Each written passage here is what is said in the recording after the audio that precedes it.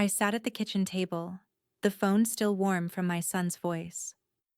We just don't have time for you. Not he, not Melissa, not even Julia. No one had time for me. Their mother, his mother. The same mother who stayed up through fevers, who cheered at school plays, who ironed his shirts before debate tournaments. Now I was a burden, a pause in their busy schedule, a shadow behind their to-do list. After 37 years of raising him, my son decided I no longer fit into his life. So I made a decision of my own. We're about to begin, but if you'd like, share where you're joining from. It reminds me this story doesn't echo into silence. It lands somewhere real. Drop it in the comments, and don't forget to subscribe. The phone pressed against her ear crackled faintly with conference call chatter on the other end. David hadn't even muted himself. She could picture him, suit jacket draped on the back of his office chair, eyes darting between spreadsheets, phone wedged between shoulder and jaw, giving his mother the kind of half-attention one saves for a telemarketer. "Can we push it again?" "Work's a madhouse," he muttered, already distracted. Helen sat in her quiet kitchen, her cup of coffee cooling untouched. She looked out the window at the foothills of Fort Collins, the late afternoon light dragging gold across their edges. She exhaled, careful not to let the disappointment travel through her voice. "Of course, David. We'll reschedule." It was the third time this month. She hung up, folded the phone on the table, and adjusted the salt shaker until it sat perfectly square to the placemat. Precise habit soothed her. The silence in the room pressed in. Somewhere in the distance, a neighbor's dog barked, then settled. Helen counted the ticks of her wall clock until she convinced herself it was fine, that he would call back, that life had always been busy for him. 2 days later, the garage door opener jammed. The spring screeched and locked halfway, leaving her sedan half-trapped in the driveway. She dialed David, pressing each number deliberately. He picked up quickly, but not warmly. "Mom, I'm in the middle of something," he said, his voice sharper this time. "It won't take long," she explained gently. "The garage door won't close. I just need—" He cut her off, his tone clipped. "Mom, we don't have time for this right now." She froze. His background noise, keyboards clattering, voices overlapping, faded behind that sentence. Then, as if to make sure there was no misunderstanding, he added, "We just don't have time for you." The words landed like a gavel. Helen didn't argue. Didn't remind him of the nights she'd ironed his shirts for debate club, or the mornings she'd driven him through snowstorms to make his early classes. Instead, she let the silence stretch. She could hear him shifting impatiently, waiting for her to release him back to his meetings. "All right, David," she said softly, almost clinically. Then she ended the call. For a long moment, she remained seated at her kitchen table, hands folded in her lap, staring at the muted reflection of herself in the darkened screen of her phone. Her face looked smaller, framed by gray hair she had forgotten to brush into place. The quiet felt colder than before. Not the comfortable solitude she usually preferred, but a hollow confirmation. She stood. The floor creaked beneath her slippers as she walked down the hallway, past framed photos of school graduations and family trips that suddenly looked more like props than memories. In the study, sunlight striped across the carpet, falling against a tall oak filing cabinet. She placed her palm on the cool metal handle. Her hand did not hesitate. The drawer opened with a soft groan. Inside sat a thick, leather-bound binder marked in her careful handwriting. Estate. The weight of it had always comforted her. A record of her life's orderliness, bank accounts balanced, medical preferences documented. A roadmap meant to ease her son's burden someday. But tonight, after his words, it no longer felt like a gift for him. It felt like a ledger waiting to be rewritten. Helen lifted the binder out, its heft pressing firmly against her forearms. She carried it to her desk, laid it down, and traced the spine with her finger. Behind her, the clock ticked again, steady, deliberate. She whispered to the empty room, If he has no time for me, then I'll make time for this. And with that, Helen Monroe pulled her chair close. The estate binder opened before her like a battlefield map, every page a territory to be redrawn. That night, the house was too still. Helen sat at her desk with the leather-bound journal, the lamp's yellow glow soft against the lined paper. She pressed her pen down firmly, recording David's exact words as if she were documenting evidence in a trial. "We don't have time for you." She underlined the sentence twice, then dated the page in her neat administrator's script. The ink didn't waver, neither did her hand. The estate binder sat open beside her. She turned to the first page of her trust documents, where David's name appeared in bold, typed letters, executor, sole heir.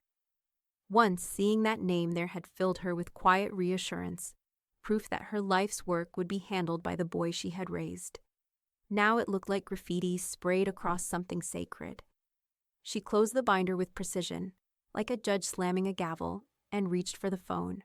The next morning, she met Rick Talbert at the neighborhood cafe, a place with neutral-toned walls and the faint smell of roasted beans that clung to the wood tables.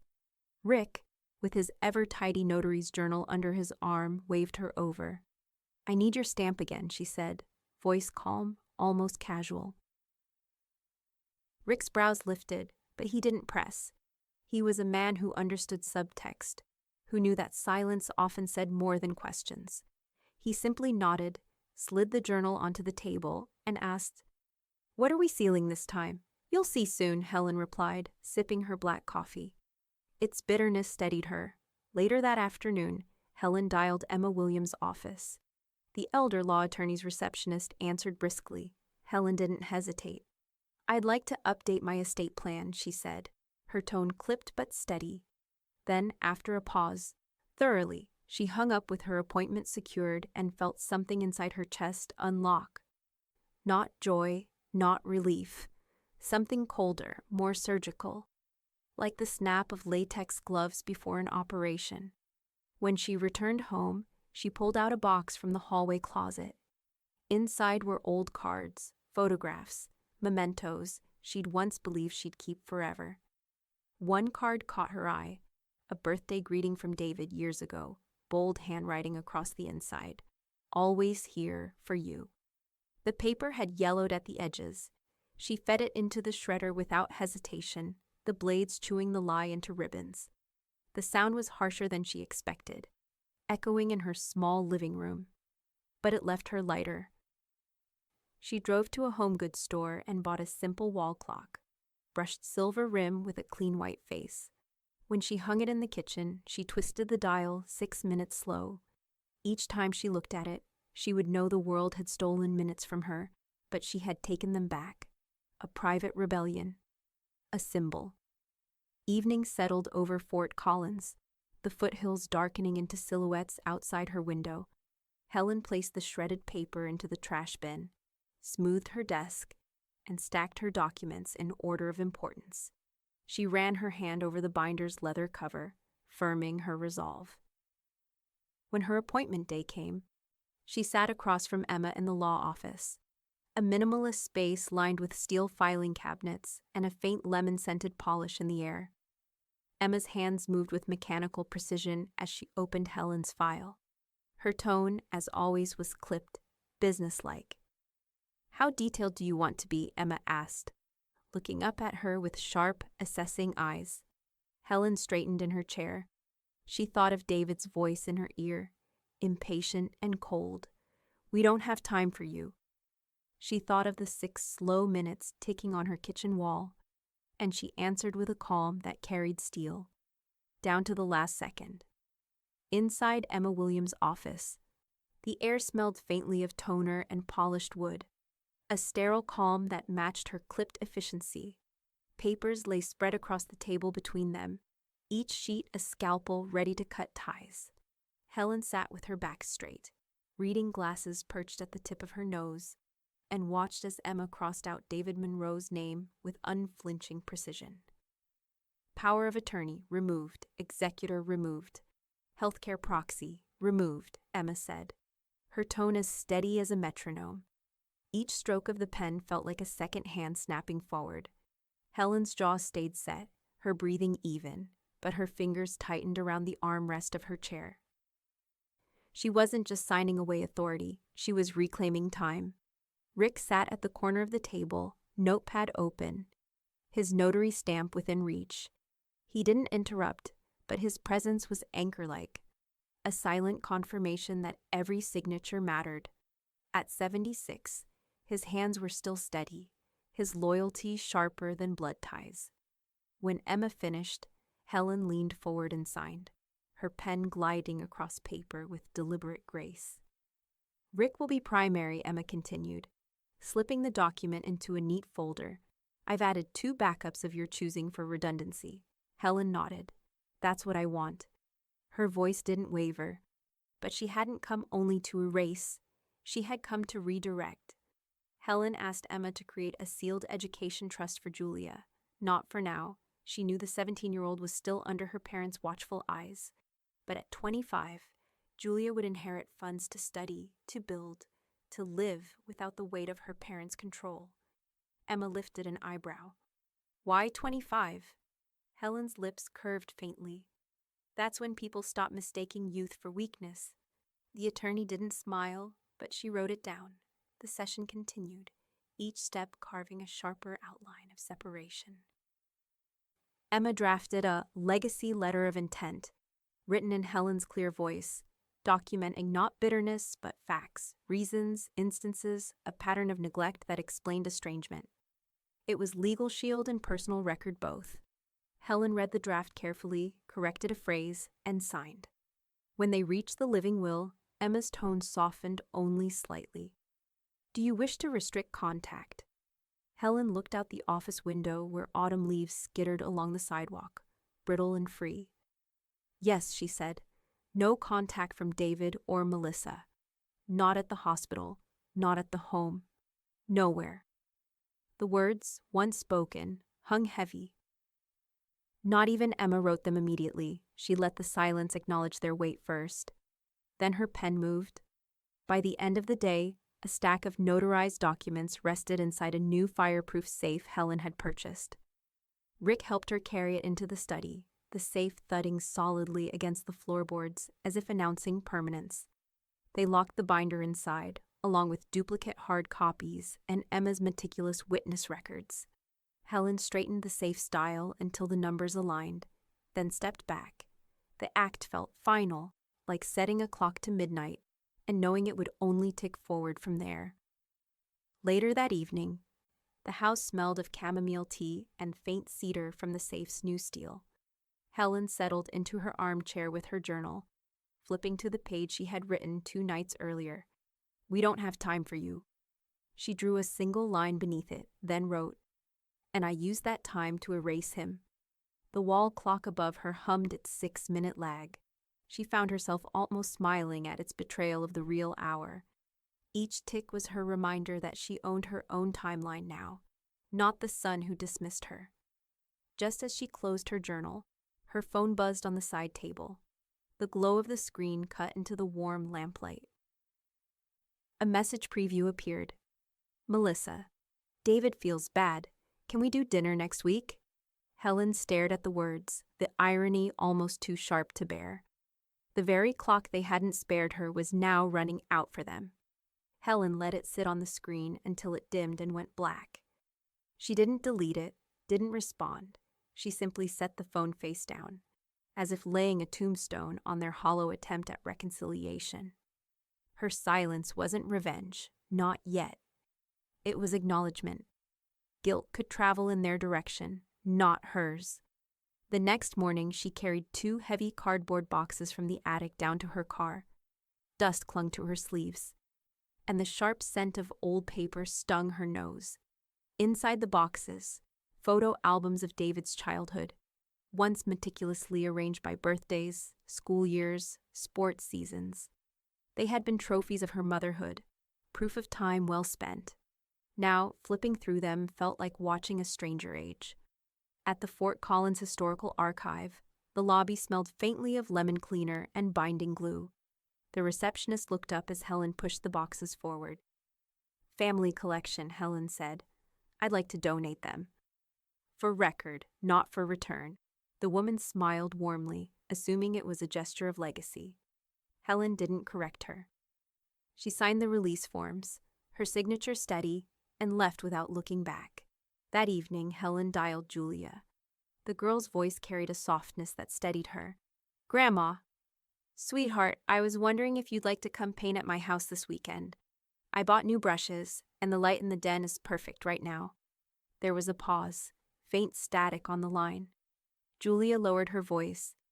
I wish I could. Mom said no. Helen felt the words settle like ash. She didn't protest, didn't beg.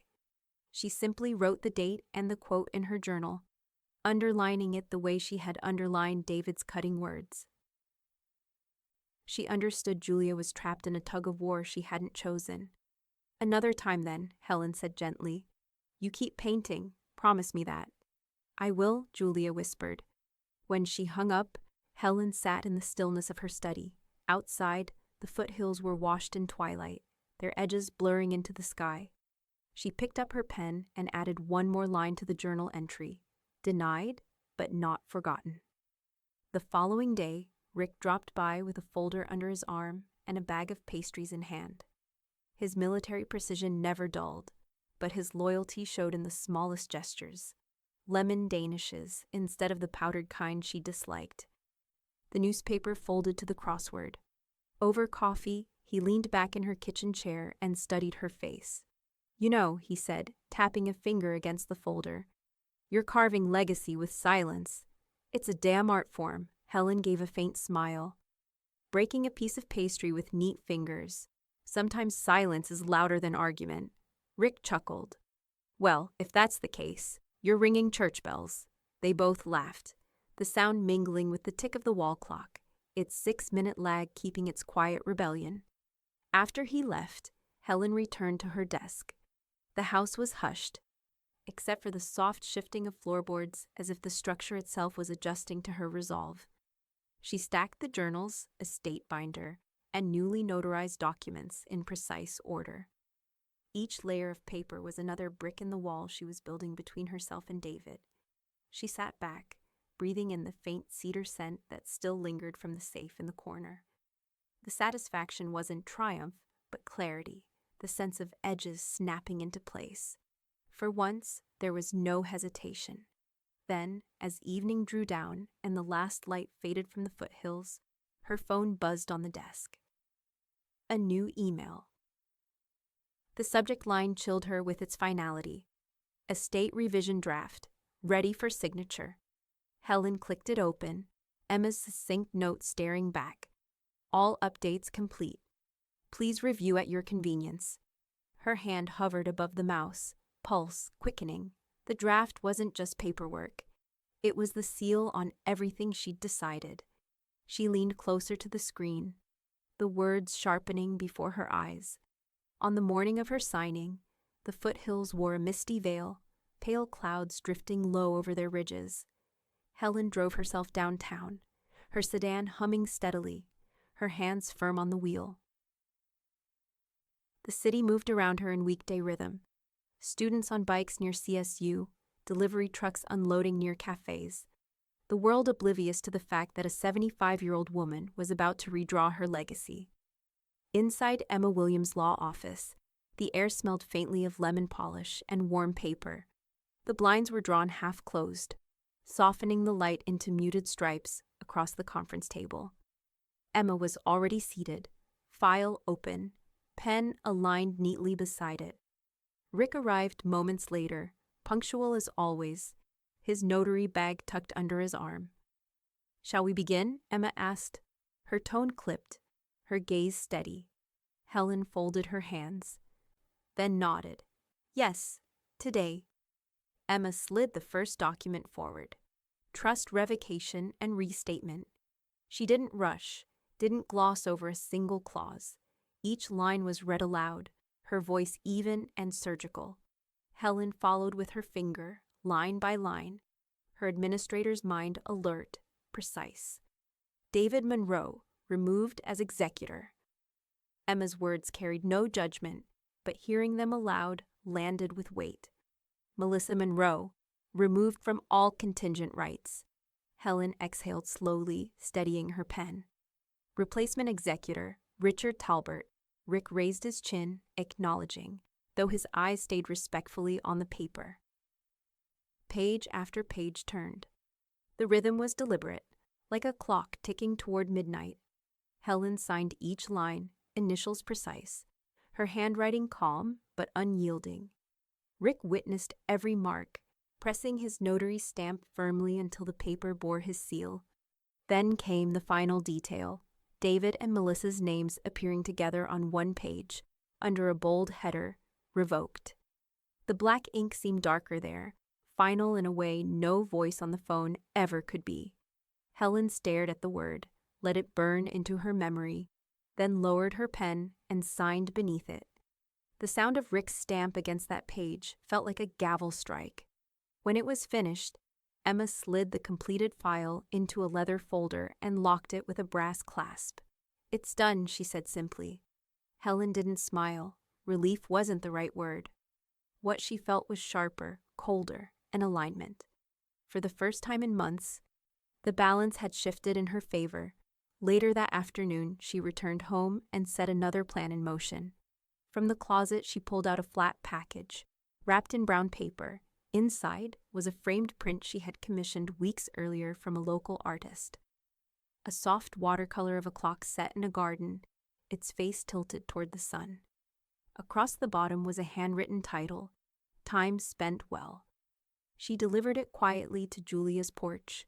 No note, no explanation, just the painting, leaning against the door like a promise waiting to be found. The next morning, Helen walked into her doctor's office. The sterile scent of antiseptic stung her nose as she signed the check-in sheet. She requested and received a formal capacity evaluation, memory, comprehension, judgment, all logged by her physician. The report was crisp, sealed, indisputable. She slid it into her binder that evening, a safeguard against any claim that she had been manipulated or confused. By nightfall, everything was in place. The binder in her fireproof safe now carried more authority than any family dinner table ever had. She sat at her desk, the wall clock ticking its 6-minute lag above her. For a moment, she allowed herself to imagine David finally realizing the truth, that while he was too busy for lunch, too busy for her phone calls, she had been busy too. Busy removing him, word by word, signature by signature. Her phone rang, cutting into the thought. The caller ID glowed, Melissa Monroe. Helen hesitated, then answered, her voice calm, measured. "Hi, Helen," Melissa began, her tone stretched thin with practiced warmth. "We want to talk about future plans. Can we come by?" Helen listened to the hum of her clock, the seconds she now owned outright. The silence on her end stretched, deliberate. When the knock came, Helen already knew who it was. Through the narrow slit of her blinds, she saw David's SUV parked in front of her driveway, gleaming under the late afternoon sun. He stood beside it, phone in hand, tapping the screen with restless fingers. Melissa was already walking up the steps, her smile stretched tight, rehearsed. Helen opened the door before they could ring the bell. "Come in," she said evenly. Her voice carried no warmth, no hostility, just neutrality, like a receptionist in a waiting room. Inside, the house smelled faintly of lemon polish and chamomile, her small rebellion against the chaos they often brought. The living room looked staged, chairs squared, coasters aligned, a single clipboard resting on the coffee table beside a stack of neatly arranged files. David was first to speak, his tone rehearsed. "Mom, we've been so overwhelmed. Work's been relentless. Julia's got college applications. Melissa's managing the house. It's just been a lot." Helen's eyes flicked briefly to him, then to the clipboard. She picked it up, tapping the edge lightly against her palm. "I understand," she said. "I've made some updates to reflect that." Melissa blinked. "Updates?" Without further explanation, Helen opened a folder and laid it out on the coffee table. neatly tabbed, highlighted, each page dated. Medical files, directives, notarized signatures, all in order. She slid them forward so they could see. The silence stretched. David leaned closer, frowning as though the words on the pages blurred instead of clarified. "These are medical directives?" Helen nodded once. "That's right." Melissa reached out, flipping through the pages with careful fingers, as if they might reveal some hidden softness. "Helen," she said slowly, her voice laced with unease, "are we still involved in all this?" Helen set the clipboard down and folded her hands on her lap. She met Melissa's gaze directly, then allowed the faintest smile to curve her lips. She didn't answer. Melissa's hand faltered on the page. The smile on her own face thinned into something brittle. David shifted in his seat, his jaw tightening. He opened his mouth as if to argue, but then closed it again, his phone buzzing faintly in his pocket. He didn't pull it out. The silence between them stretched taut, like a rope pulled too tight. Helen stood, gathering the files with practiced efficiency, sliding them back into their folder. "Would anyone like tea?" she asked, her voice polite, almost hospitable. "No," David said quickly, rising to his feet. His hands flexed at his sides, restless. Melissa followed, her smile brittle but still plastered on. Helen walked them to the door with the same calm she had greeted them with. No accusations, no explanations. Just silence framed by civility. Outside, the foothills caught the dying light. The sky brushed in shades of orange and violet. David paused at the bottom step, glancing back as though waiting for her to say something that would pull him back into orbit. Helen only stood in the doorway, her expression unreadable, one hand resting lightly on the frame. When they drove away, she closed the door and locked it with a deliberate click. Then she returned to the coffee table, smoothed the folder edges, and placed the clipboard on top once more. The living room was quiet except for the tick of the wall clock, its 6-minute lag mocking the world outside. That night, as Helen settled into her armchair with her journal, her phone buzzed on the side table. She glanced at the screen.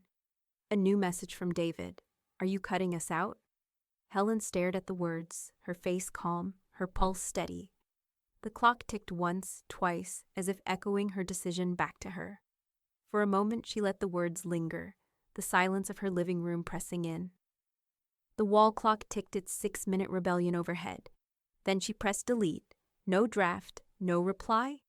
Erasure could be as simple as a thumb brushing glass. The next morning, she sat across from Emma in the attorney's office. A faint scent of toner and fresh coffee filled the air. Helen passed her phone across the desk, showing the message. Emma's sharp eyes skimmed it. Then she typed notes into her laptop.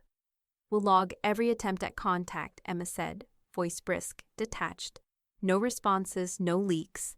I'll block all external requests for your files. Everything stays sealed." Helen nodded, feeling the satisfaction of a door closing on hinges, well-oiled. Later that afternoon, Rick came by with his notary kit. The air outside carried the faint smell of cut grass, neighbors tending their yards as the September sun leaned west. Inside, Helen laid out the home title documents on her dining table.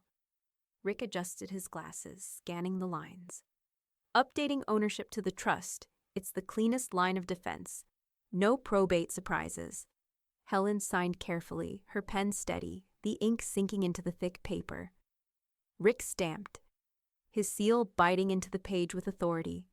He gave her a small nod. One veteran to another, though her battles were fought with paper, not uniforms. When the folder was complete, Helen walked it to her safe deposit box at the bank the next morning. The vault smelled faintly of metal and recycled air, the fluorescent lights humming overhead. She opened the drawer that once carried documents with David's access signature on file. The clerk waited politely as she removed every page he had once been linked to. His name no longer held weight here. She slipped in the new trust documents, locked the box, and signed the ledger herself. No co-signers, no heirs present, just her. Back home, she opened the empty folder that once carried David's authorization slips. She pulled out a small yellow sticky note. wrote in her tight, deliberate script. There's nothing left to find. She pressed it into the folder's inside cover, then closed it with a satisfying snap. In the afternoon, she walked through Old Town and wandered into a jeweler's shop, the air cool with the scent of polished wood and faint cologne from the clerk. Glass cases glittered with watches. Helen's eyes settled on a sleek wristwatch with a leather band. Nothing ostentatious, just elegant, functional. She asked to see it, buckled it onto her wrist, and felt the weight settle. "This one," she said, voice calm. When she left the shop, the sun hit the glass face of the watch, and it flashed briefly. She raised her wrist, watching the second hand sweep forward, precise and unbothered. A quiet revenge, measuring only her time, never theirs.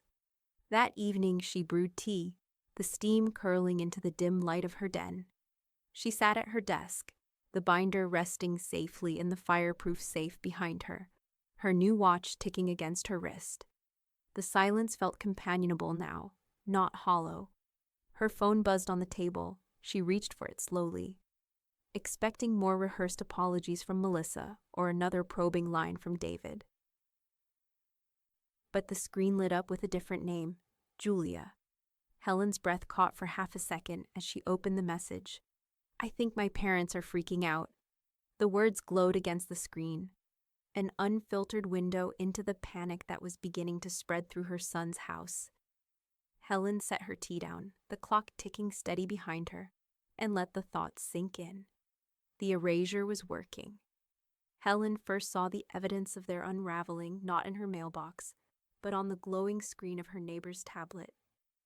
Rick appeared on her porch one crisp morning, the air sharp with the scent of pine from the foothills. He tapped the glass with a gnarled finger. "Thought you'd want to see this," he said. The Facebook post filled the screen, Melissa's smiling profile picture perched above a rambling message. "It's heartbreaking when family is manipulated. Elder abuse is real. Some people are taking advantage of our loved ones, and we won't stay quiet forever." Hundreds of sympathetic comments trailed beneath, friends offering prayers, neighbors writing, "So sorry, stay strong." But no names were mentioned, just shadows cast toward Helen. Rick's voice was low but sharp. "She's painting herself the savior. Classic play." He tapped again. "Screenshots are better than memory. I've got them all." Helen's lips curved faintly. "Good. Let her try to rewrite the story. We've got the original." That afternoon, Emma's office buzzed with quiet efficiency. Helen sat in the crisp leather chair as the attorney typed with brisk keystrokes, her expression unreadable. "We'll prepare an affidavit," Emma said, her voice cool. "Documentation of capacity, clarity, and witness signatures. Not a single clause here is vulnerable." Helen nodded, the hum of the office printer filling the pause. Each sheet that slid into the tray felt like a nail sealing a coffin. Not hers, but theirs. Back home, she walked her quiet halls with purpose. The house smelled faintly of furniture polish and brewing tea, but underneath was the sharp metallic scent of new wiring. On the front porch, a door camera blinked to life. She tested it once, stepping outside and waving at the lens. The screen on her phone lit up instantly with the recording. Every knock, every plea, every false smile would now be logged. By evening, the first test came. The phone rang twice, David's name glowing on the screen. Helen let it buzz out, then buzz again. Both times she stared at the vibrating rectangle until it fell silent. She didn't silence it out of anger, but precision, like letting a clock tick one more second before winding it again. She recorded both attempts in her journal. Date, time, caller, ignored. 2 days later, Julia arrived on her porch without warning. The girl's figure looked small against the autumn wind, a scarf wrapped around her neck.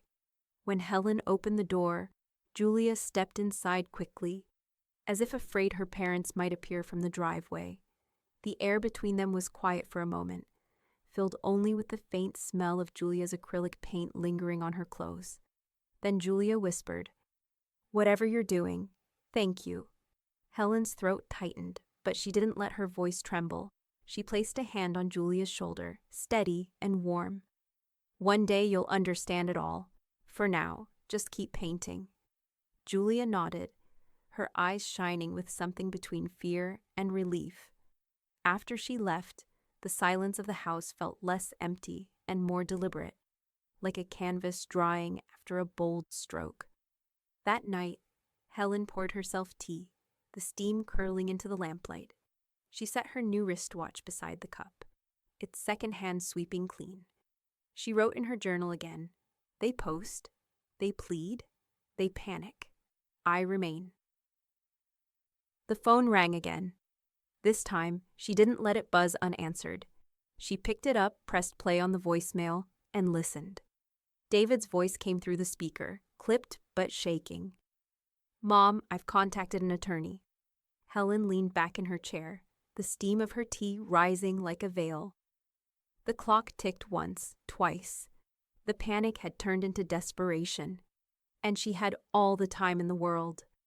The first letter arrived not by mail, but by email, polite, vague, and dressed in legal phrasing, meant to intimidate without committing. David's attorney requested clarification regarding recent estate changes and suggested concerns regarding the potential undue influence. Helen read it once, then slid the printout across Emma's desk. Emma didn't sigh, didn't even blink. Instead, she folded her hands neatly over the paper, her nails pale against the wood. "They're fishing," she said, voice cool. "They have no standing. We'll answer once, thoroughly, and then no more." Helen sat straighter, the smell of ink and lemon polish grounding her. "Do it." Within hours, Emma's reply went out. A formal packet of timestamps, notarized copies, and Helen's medical capacity certifications signed in fresh blue ink. Each attachment was another door locked, another window barred. At the end, Emma wrote one final sentence. "No obligation exists to respond further." Helen imagined David reading those words, his lawyer shifting uncomfortably across the polished conference table. For once, silence would not be on her side. It would be her weapon. But she wasn't done. The next week, Helen returned to Emma's office with a small list in her neat handwriting. At the top, no funeral planning rights for David or Melissa. She said it without hesitation, her voice as steady as when she had signed away his inheritance. Emma looked up briefly, studying her client. "You understand this will raise eyebrows." Helen's expression didn't waver. They forfeited that right when they said they didn't have time. Emma didn't argue. She typed. The clause was added. Later that afternoon, Helen drove through the crisp air of Fort Collins toward a modest office suite, tucked between a bookstore and a frozen yogurt shop. Inside, she met with the director of a literacy nonprofit. The air smelled of coffee and paperbacks, the walls lined with children's books and adult literacy guides. "I'd like to set up a legacy grant," Helen said. "Annual, in my husband's name, for first-generation college students." The director's eyes widened, gratitude softening her features. "That's remarkable." Helen smiled faintly. "It's time spent well." She scheduled the paperwork, her voice calm as though discussing groceries. Yet inside, something electric hummed. Every dollar redirected here was a nail in the coffin of David's assumptions. Every clause another erasure of his presence.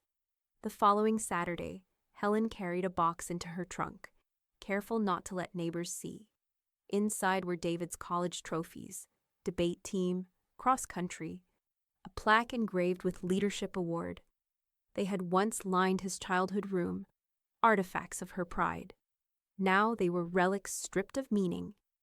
At the Goodwill Donation Center, the air was heavy with dust and fabric softener.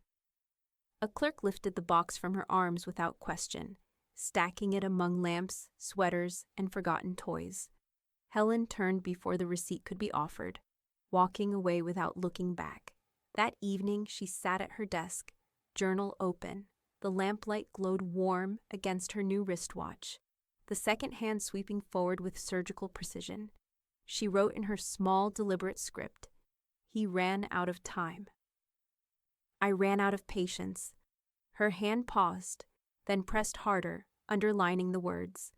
The house was silent except for the faint hum of the refrigerator and the muted tick of her kitchen clock, still 6 minutes behind the world. She closed the journal, slid it into the drawer, and allowed herself the rare indulgence of leaning back in her chair with her eyes closed. Her phone buzzed on the table. She reached for it, expecting another shallow apology from Melissa or a perfunctory voicemail from David's lawyer. Instead, her screen lit with Julia's name. The image attached loaded slowly, pixel by pixel, until it filled the screen, a painting of a clock face, delicate, haunting, but with no hands. Across the bottom, in Julia's looping script, was a title, "Let Go." Helen held the phone in her lap, staring at the image. The second hand on her wristwatch ticked forward, but Julia's clock remained timeless, stripped of obligation, stripped of demand. For the first time in weeks, Helen felt not just precision, but release. The conference room was quiet, save for the soft rustle of paper.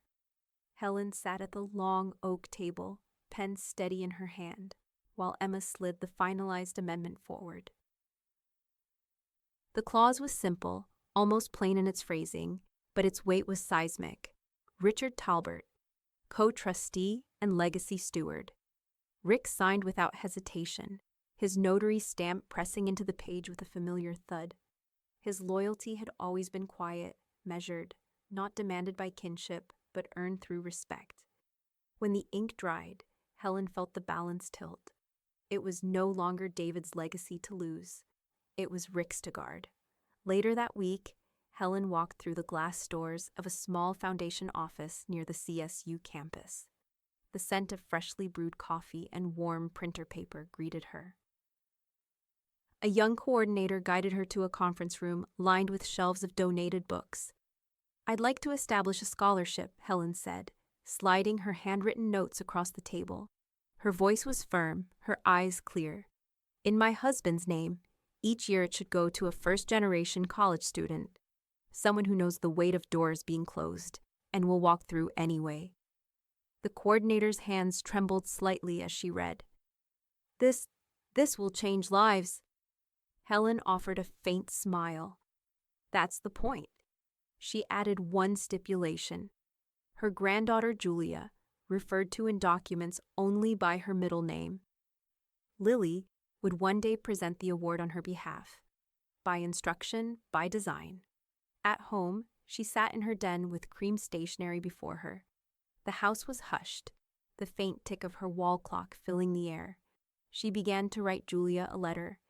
It wasn't a scolding, nor a catalogue of grievances. It was a roadmap of choices, of silences, of reclaiming what had been denied.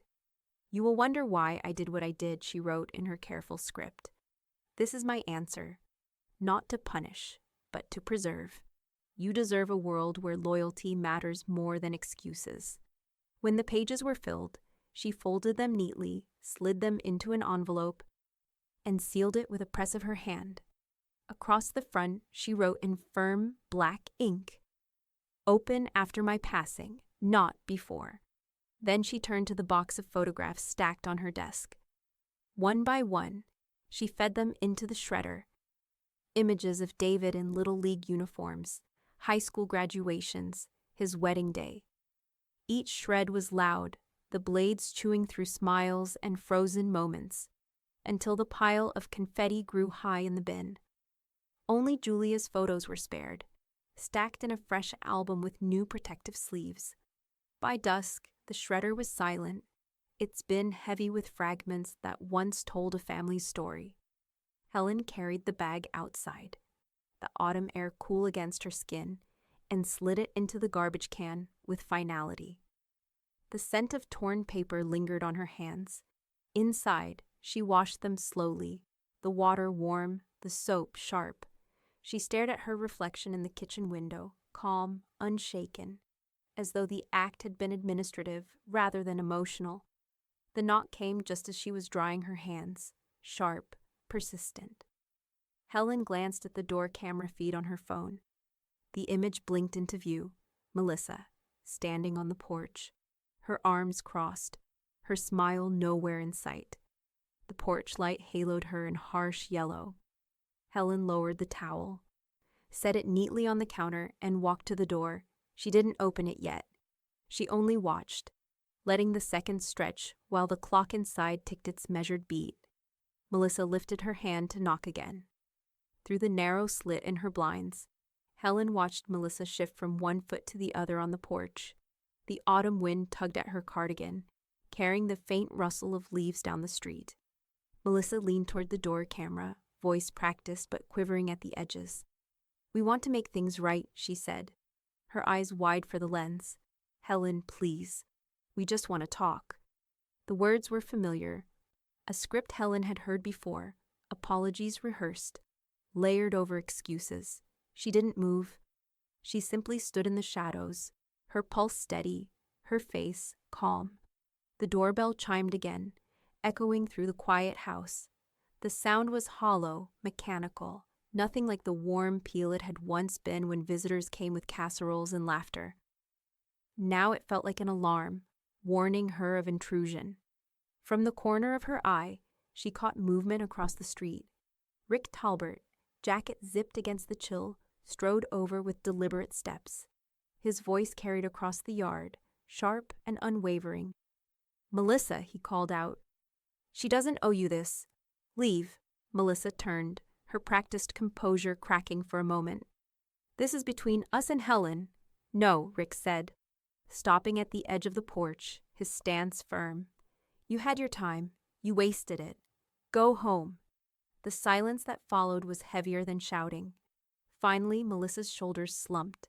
She glanced once more at the door camera, her face drawn tight, then walked back to the SUV waiting at the curb. The engine roared to life, exhaust curling into the cool evening air as she pulled away. Helen let the blinds fall shut, her expression unreadable. She moved into the kitchen, set the kettle on the stove, and listened as it slowly built to a whistle. The scent of steam and chamomile filled the air as she poured the water into her favorite porcelain cup. She stirred once, twice, the spoon clinking softly against the rim. While she sipped, the porch confrontation replayed in her mind. Not with anger, not even with satisfaction, just clarity. Silence had spoken louder than any argument could.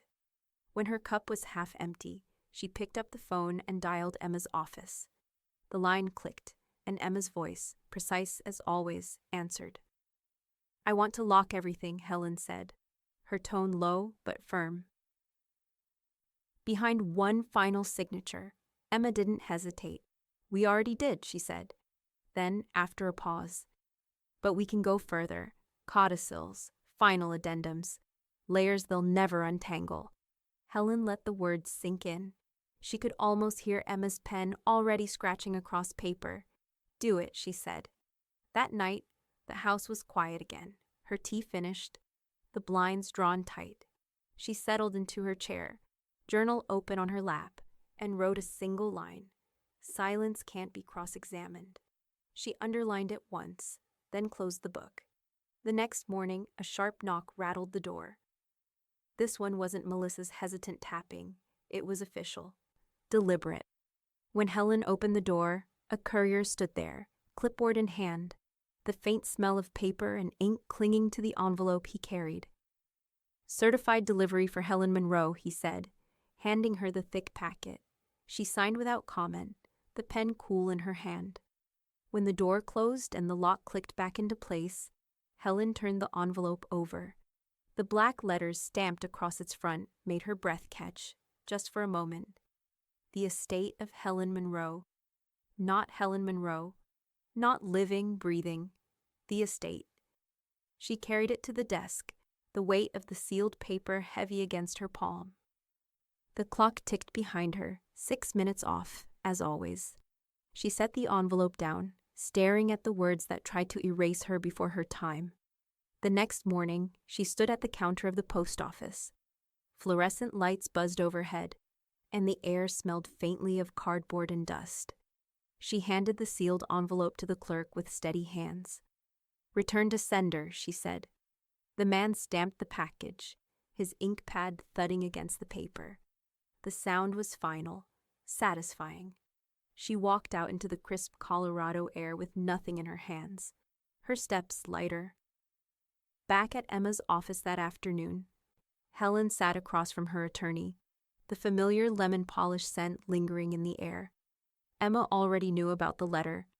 "I've logged the correspondence," Emma said, sliding a thick folder across the desk. "And I filed a complete record in the vault.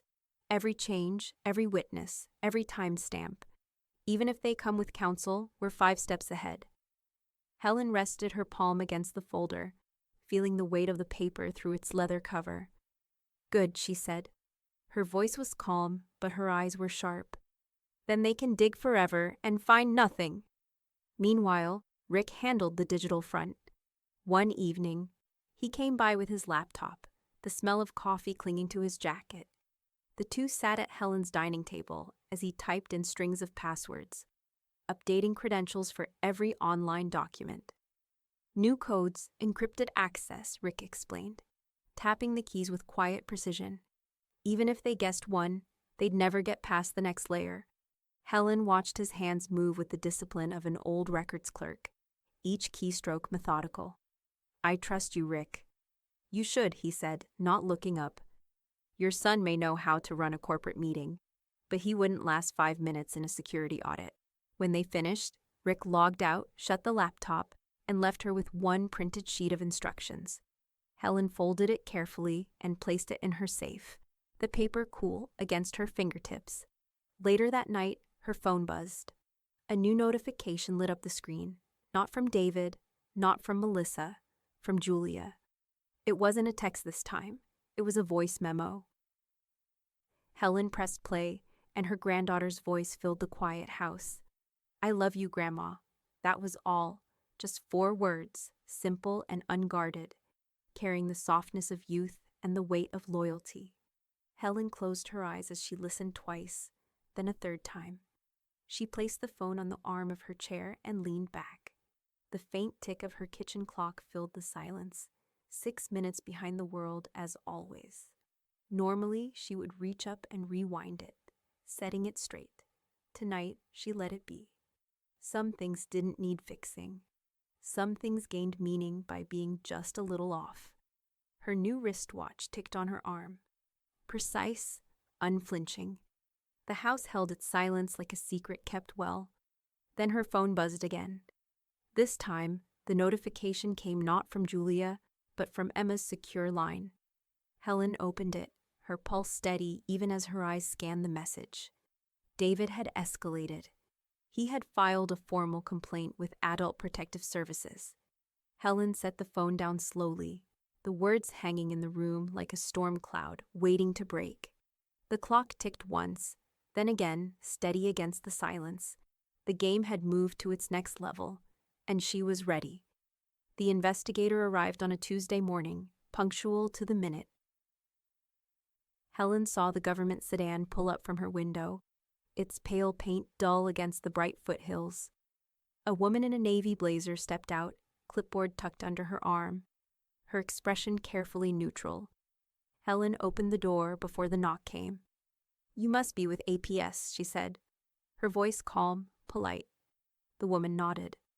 "I'm here regarding a complaint filed by your son. May I come in?" The living room smelled faintly of chamomile and cedar polish. Helen gestured to the armchair opposite her desk, where the estate binder rested like a sentry. The investigator sat, flipping open her clipboard. "Mr. Monroe alleges undue influence and possible cognitive impairment," she began. Her tone was procedural, practiced. "Our role is simply to confirm capacity and autonomy." Helen folded her hands neatly. "Then let's begin." She slid the first document across the table, a notarized capacity evaluation signed by her physician. Dated just weeks earlier.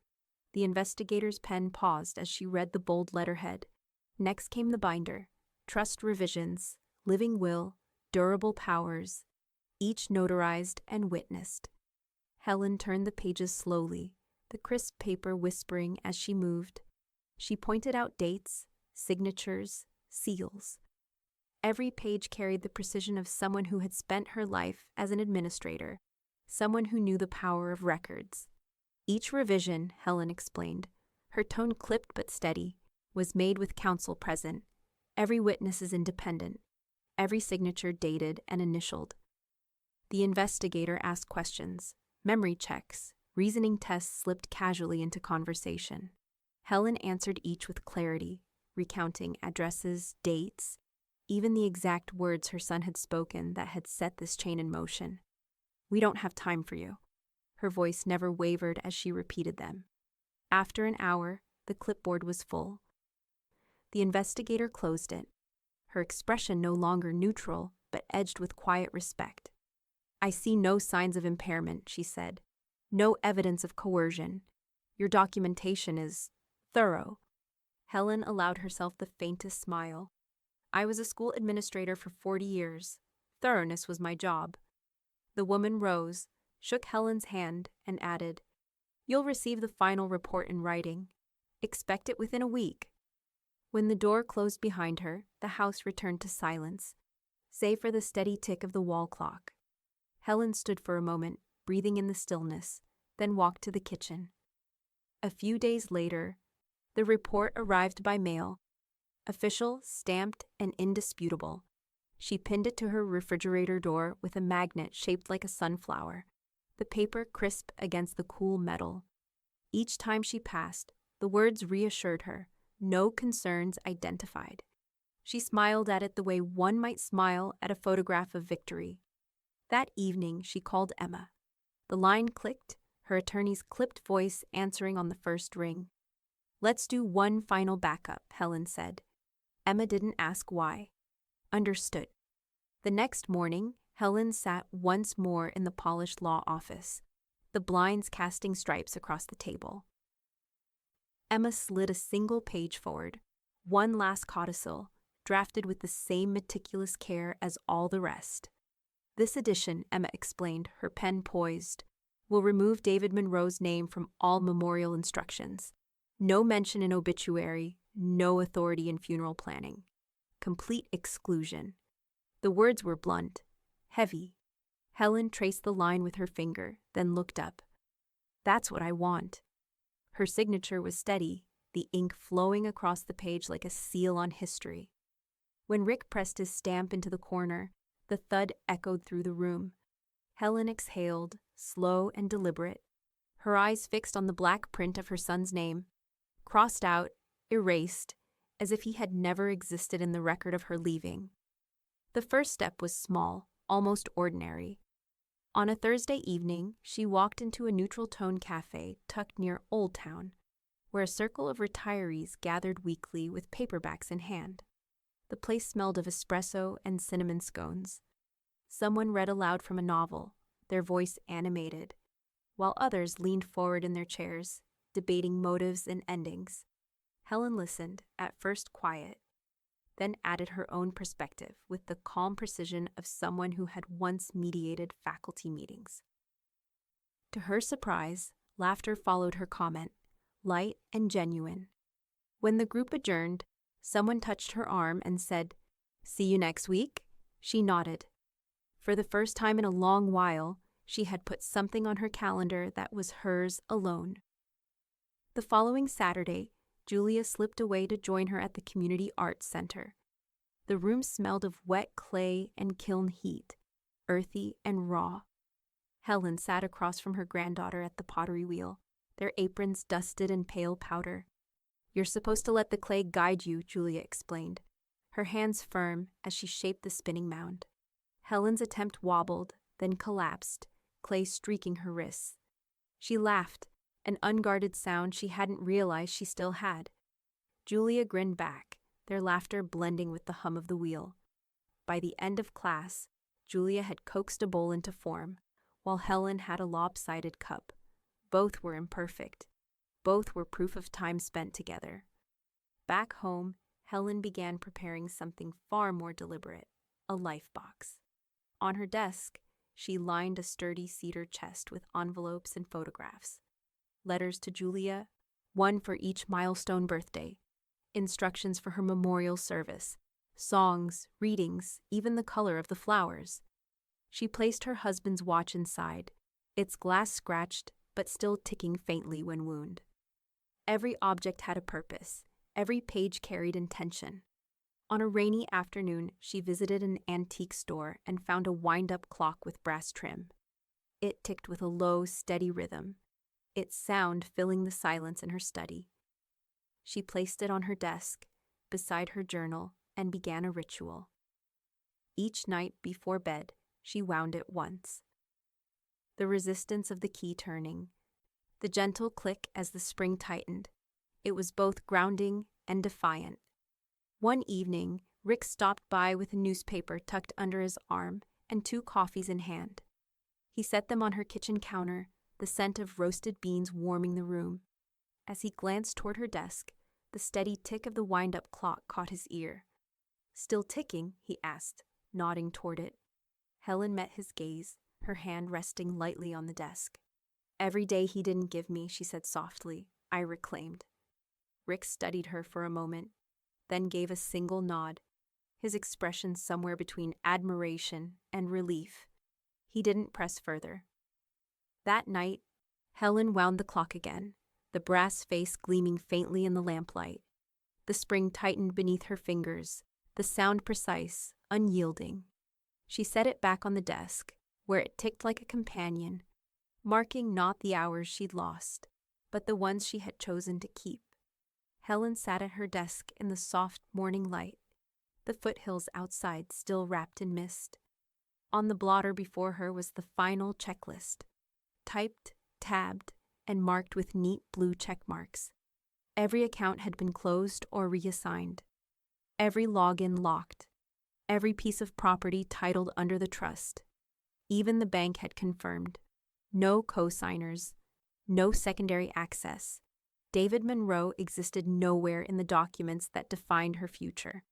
She flipped the last page and pressed her pen down one final time, adding a small check beside the words, "Obituary clause. Executed." The motion felt like closing a door and hearing the latch click into place. That afternoon, Julia came by with a canvas tucked under her arm. The air smelled faintly of paint and turpentine, her jeans smudged with strokes of cobalt and sienna. She set the painting on the easel in Helen's den and stepped back. It was a portrait, not sentimental, but dignified. Helen's figure was upright, shoulders squared, her expression calm. In her hand, a clock rested, its face tilted toward the viewer. Every detail was deliberate, every stroke layered with care. Helen's breath caught. "You made me timeless," she whispered. Julia smiled faintly. "I painted you the way you are, certain." Helen touched the edge of the canvas, her fingers leaving no smudge. The clock in the portrait had no second hand, only the bold solidity of hours. Later, Helen and Rick drove downtown. The law office vault room was sterile, its air cool and dry, lined with steel shelves. The final binder, thick, sealed, notarized, was slid into its designated space. Rick's hands lingered on the spine for a moment before stepping back. "Enshrined," he said quietly. Helen's gaze didn't waver. "Erased," she corrected. Inside that vault, David's name had vanished. In its place was Julia's scholarship, Rick's trusteeship, Helen's own clarity recorded in black ink. When they returned home, Helen sat in her study once more. The brass wind-up clock ticked on the desk, steady against the hush of the house. She opened her journal, smoothing its familiar pages. The scent of paper and ink comforted her, as it always had. Her final entry was deliberate, her handwriting sharp, each letter carved into the paper. "Some people lose their legacy slowly. I took mine back all at once." She underlined it once, then set the pen aside. The journal closed with a soft thud. Evening fell slowly, the light outside dimming to a muted amber. Helen brewed chamomile tea, the steam curling upward in soft ribbons. She carried the cup into the den and sat beneath Julia's painting. The portrait's calm gaze met hers, as if reflecting back the quiet certainty of her choices. The doorbell rang. It was sharp, insistent, echoing through the house. Helen didn't move. The steam rose from her cup, the scent of flowers filling the air. She glanced once at the door camera feed on her phone. The screen lit up, but she didn't focus on the figure outside. Whoever stood there belonged to the noise of a world she had already locked out. The brass clock ticked once. Helen lifted her cup, sipped slowly, and let the silence answer. Her eyes flicked toward the journal on her desk, toward the underlined line that would be her last word to herself. She whispered it once, tasting the truth of it. My son said, "We don't have time for you," so I took time to erase him. The clock ticked again, steady as her pulse. The erasure was complete.